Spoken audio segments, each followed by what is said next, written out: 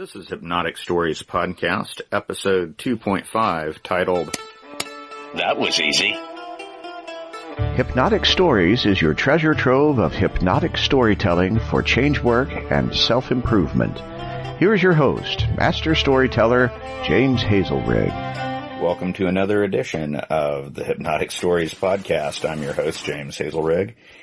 And absolutely no one has asked me at all about the background music and the music I use for transitions in this show, so I thought I'd mention that it's actually from an album that a friend of mine and I made called Vitulari, and the friend is a guy named Sam Moses, aka Jammin' Sam, and a lot of the music on that is actually improvised, made up right there on the spot, which I find that musical improvisation was a really good preparation for becoming a hypnotic improviser. And the piece that I use for that intro bit is actually called deventure, which is a word that my older brother Glenn and I made up when I was just a little kid. It was my attempt to say adventure, because we would go on sort of these walking imaginary voyages where we would wander around the neighborhood but imagine that everything was something different from what it was. So we'd end up on other planets and going on all sorts of amazing experiences in our imagination when we were kids. So that's where that music comes from. And that really has virtually nothing to do with a story that I've heard a few times that I really like, about someone who was undergoing something very difficult, a tough situation that he couldn't get out of, or that she couldn't get out of. In fact, I've often heard it told as it's a young wife who's not comfortable in her marriage, and she goes to her mother for advice. But really, the gender of the situation hardly matters. The important thing is that the wise mother asks her young married daughter to put on 3 pots of water to boil. And once they're boiling, she says, all right, in the first pot, I want you to put a carrot. In the second, an egg. And in the third, some coffee beans. And so they continue talking, and the young woman talks about all of her problems and how tough it is. And then finally, after a little while, the mother says, let's check those things we're boiling. And they pull them out, and she says, so what happened to the carrot? And the young woman says, well, the carrot went in hard and tough, and it's come out really soft and limp. She says, and what's happened with the egg? And she says, well, I know that the egg was liquid inside that shell, but now it's a hard-boiled egg. And she says, yeah, that's true. And what's happened with the coffee beans? Well, the coffee beans seem pretty much just like they were, except that the water around them has changed dramatically. And the wise mother said, and so it is when you're in a tough situation. You can become like the carrot. You can become soft and pliable, losing what you were. Or you could become like an egg. You could become hard-boiled. Or like the coffee beans, you might not be bothered at all, but you might change everything around you. And so as I go into a few stories that are about that older brother of mine, Glenn, I like to think about which one was he, the carrot, the egg, or the coffee beans.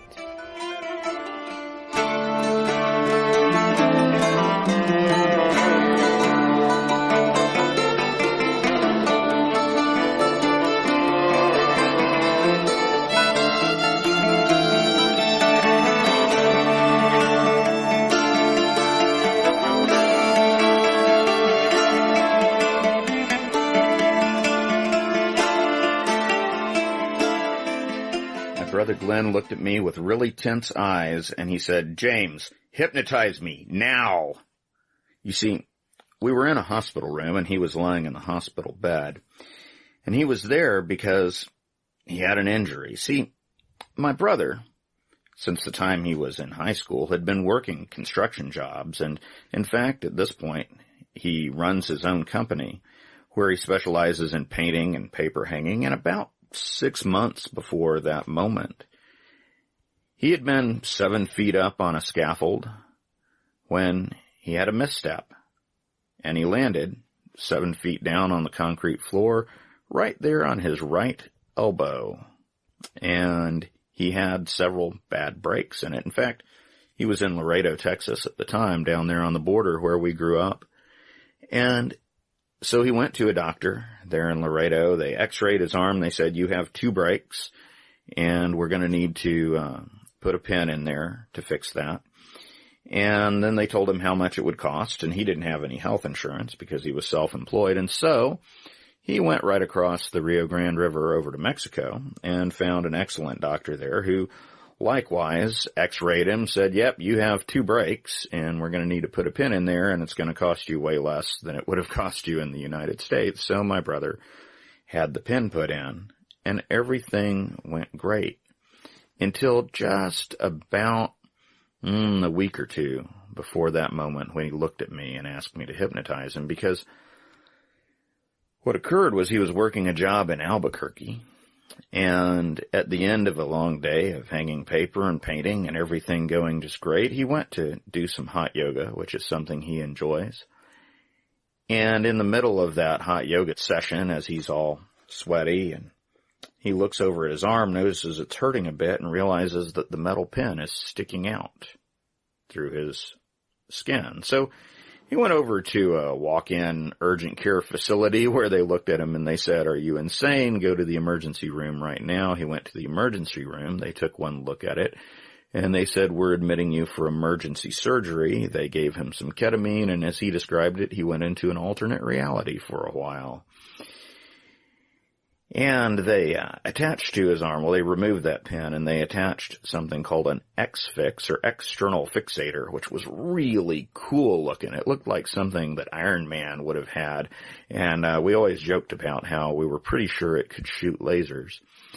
But mostly what it did was it took care of keeping his arm in the right position, because, see, what neither doctor on either side of the border had seen because of swelling in that x-ray was that he had a 3rd break. And so here he was in the hospital just waiting for his arm to heal up enough that they could remove the external fixator and do a little bit more surgery. When I had arrived, and see, it was my job to keep him company. All of my siblings, we took turn flying in and out of Albuquerque and staying for a few days to a couple weeks, just so that he wouldn't be alone there in the hospital. And in fact, my sister had just finished kind of the first shift there in a way.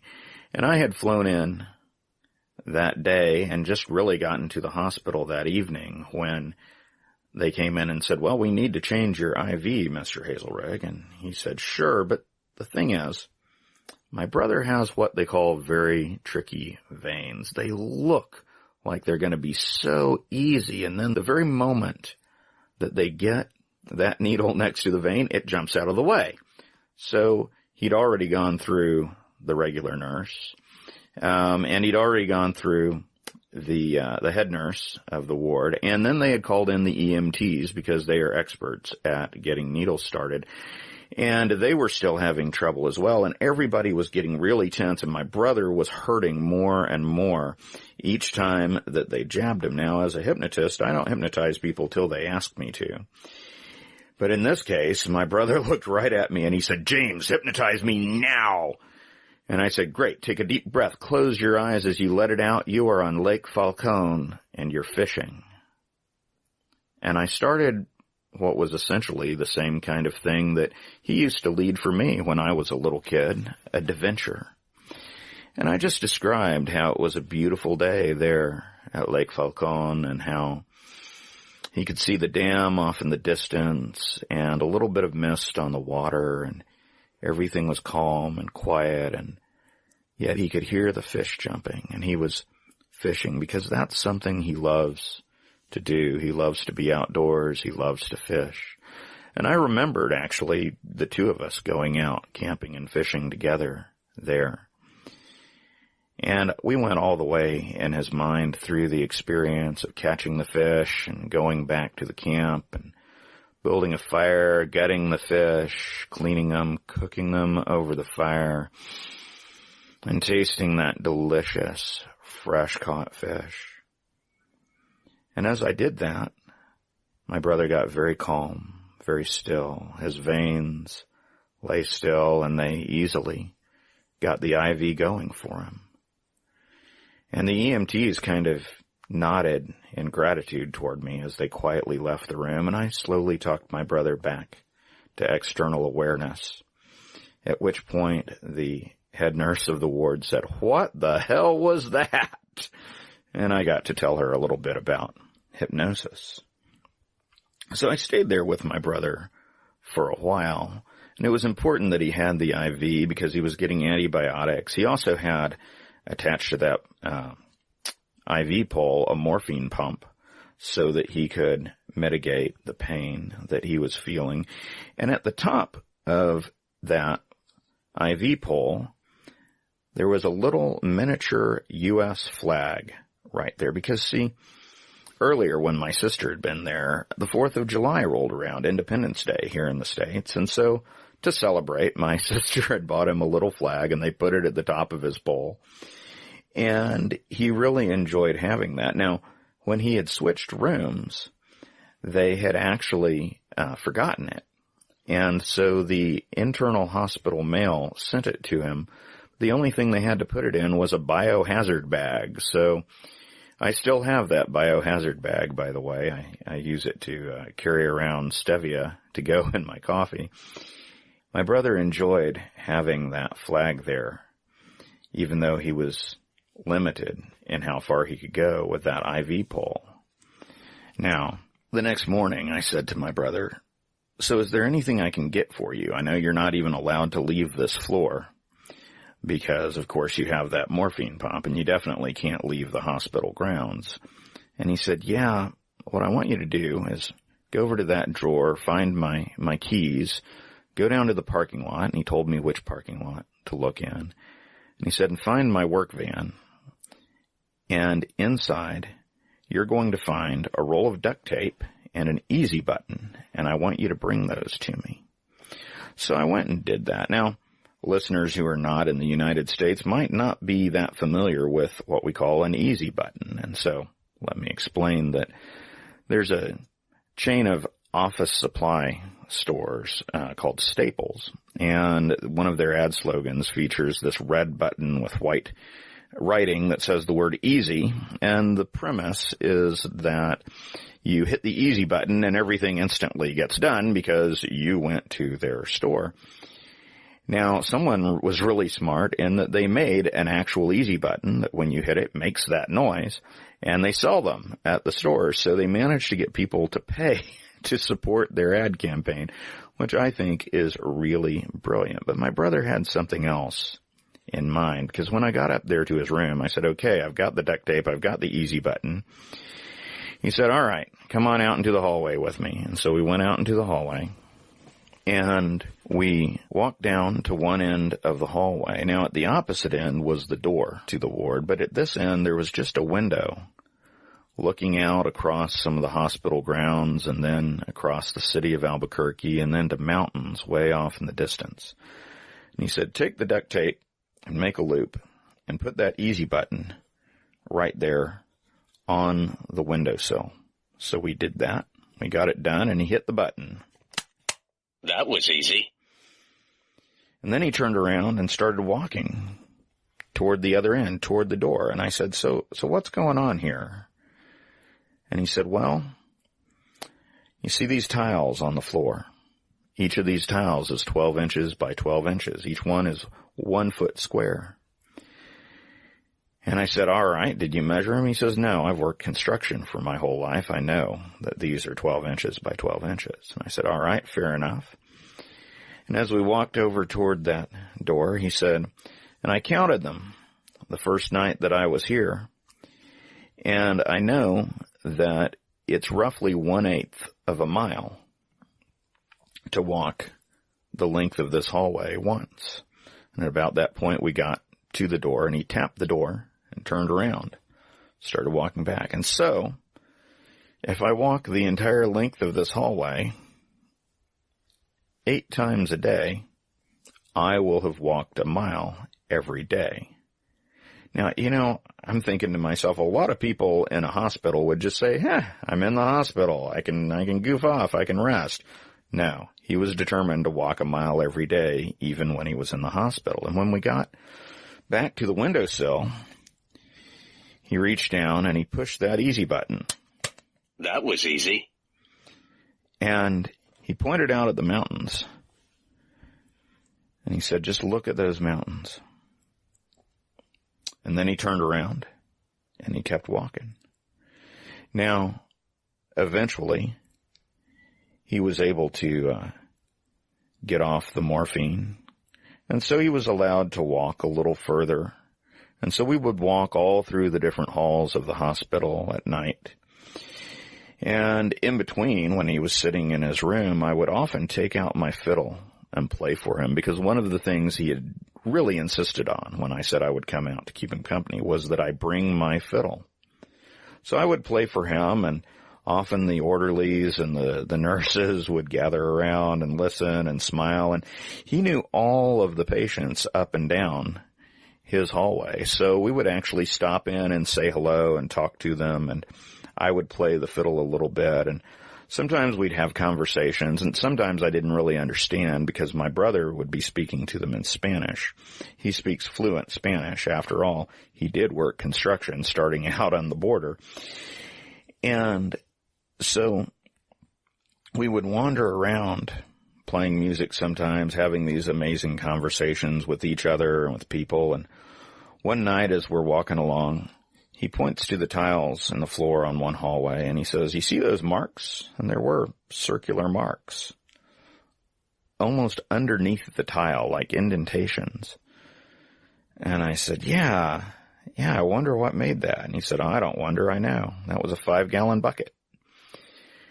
At some point when they had just laid down the tile, but the medium underneath wasn't quite set and hardened, somebody set down his 5-gallon bucket there, and it's left a mark ever since.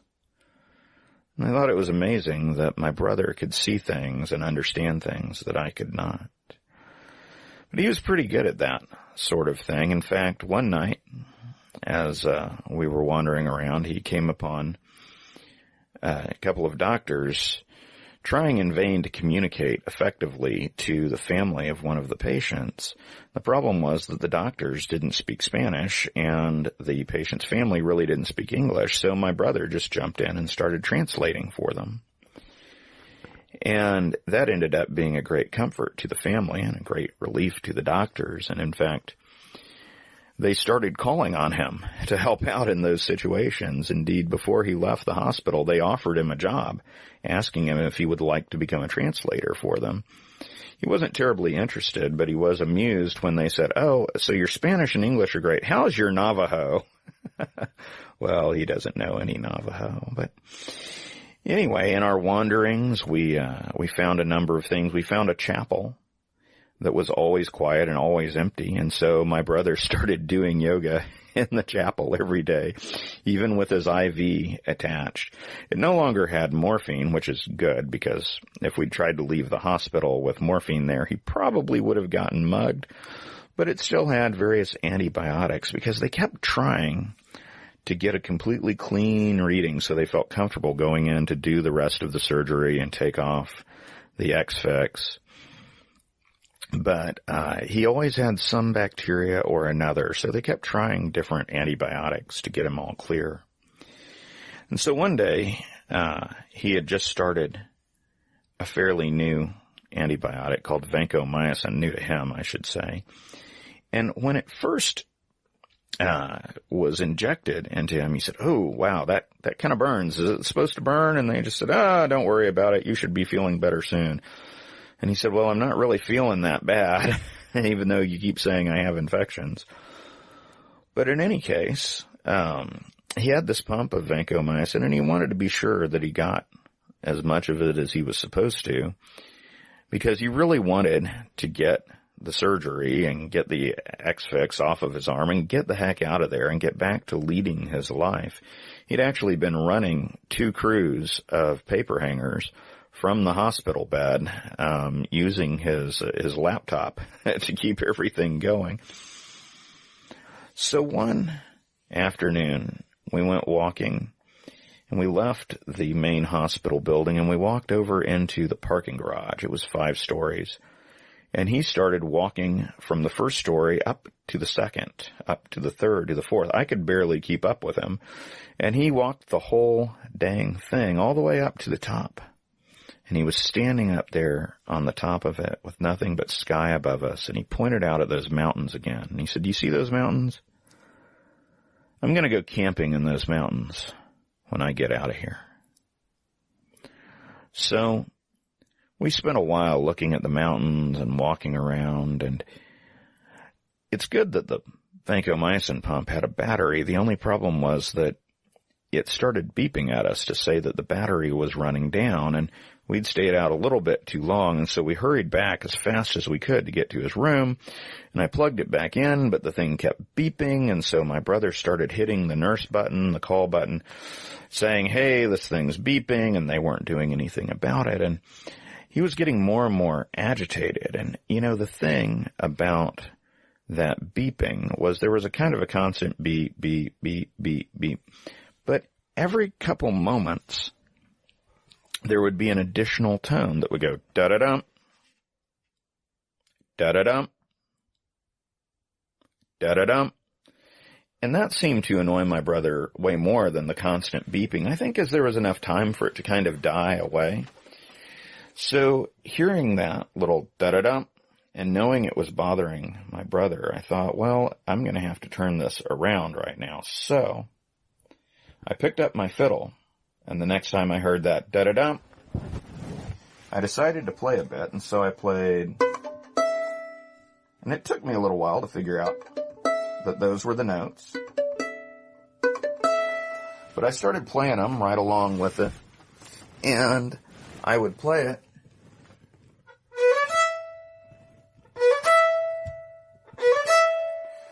and finally, after a couple of times, I started playing.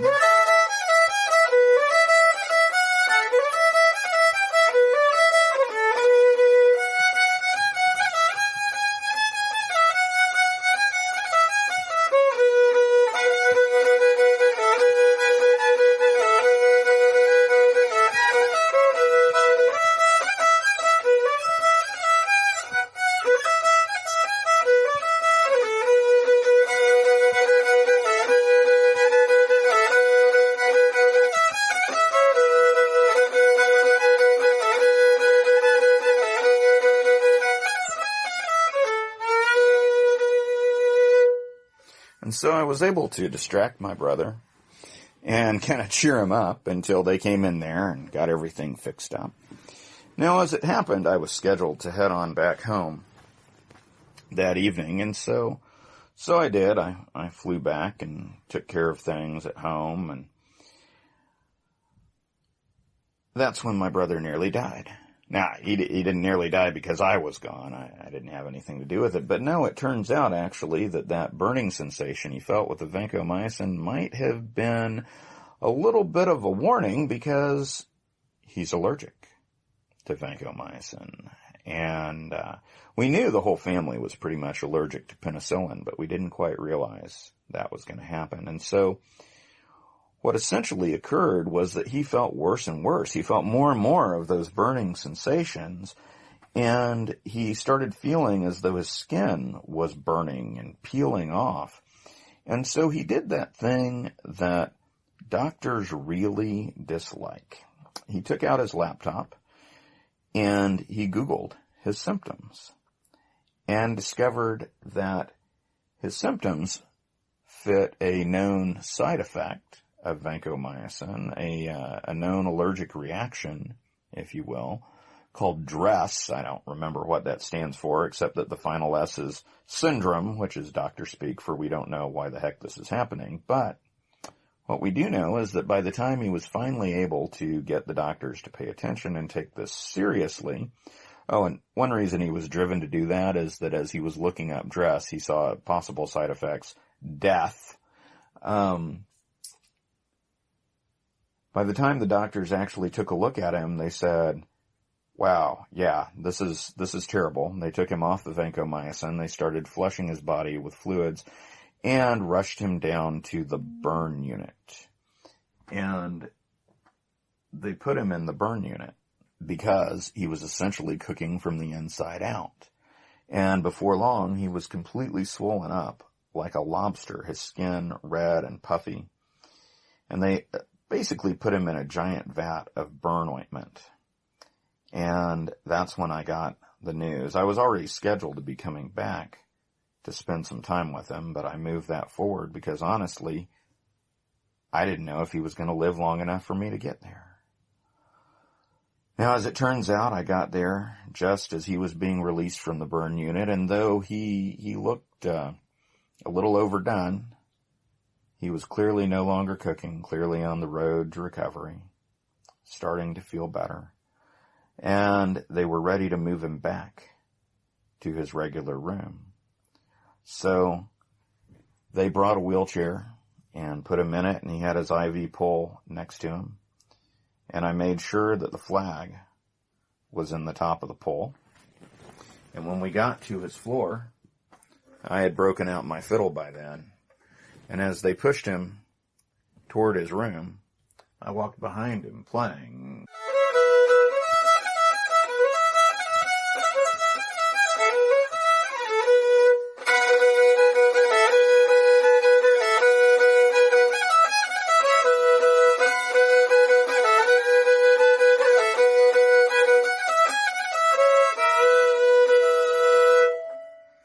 And when they got to his room, he got up out of that chair, and he kept walking.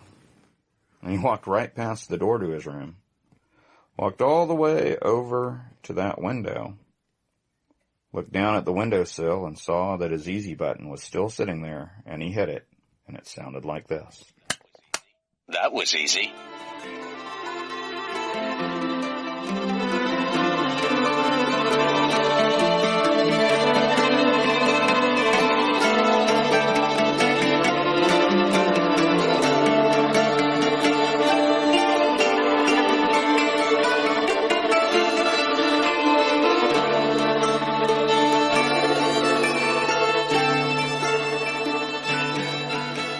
Well, I hope you enjoyed that story of my brother's adventures in the hospital.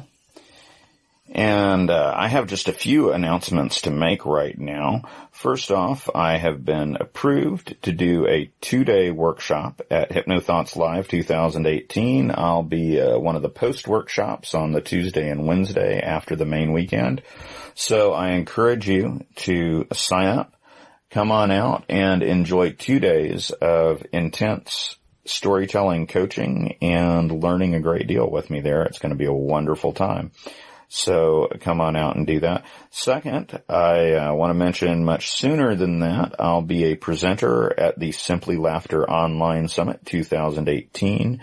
That'll be January 19th through 23rd when I'll be giving a presentation as one of many leaders in the world of unconditional laughter and laughter yoga. And that is going to be a fantastic event. By the way, I understand that if you attend live on those days, January 19th through 23rd, you can actually attend for free. Don't quote me on that. But get all the information at www.simplylaughterOnlineSummit.com. simplylaughterOnlineSummit.com. Now, in February, I'm also going to be presenting at another online event, and that is Richard Nongard's Virtual Hypnosis Conference, February 24th through 25th, when you'll get to hear presentations from a number of top-notch presenters at really bargain basement prices. And that is at, you're not going to believe this URL, www.hypnosisconvention.com, hypnosisconvention.com. So, check those out. Of course, join me on Facebook at the Order of Spellbinding Storytellers. And until next time, keep telling great stories. Thanks for listening to the Hypnotic Stories Podcast with James Hazelrig. If you've enjoyed this, don't forget to subscribe, like, and share with your friends. For free storytelling tips, go to www.hypnotic-stories.com.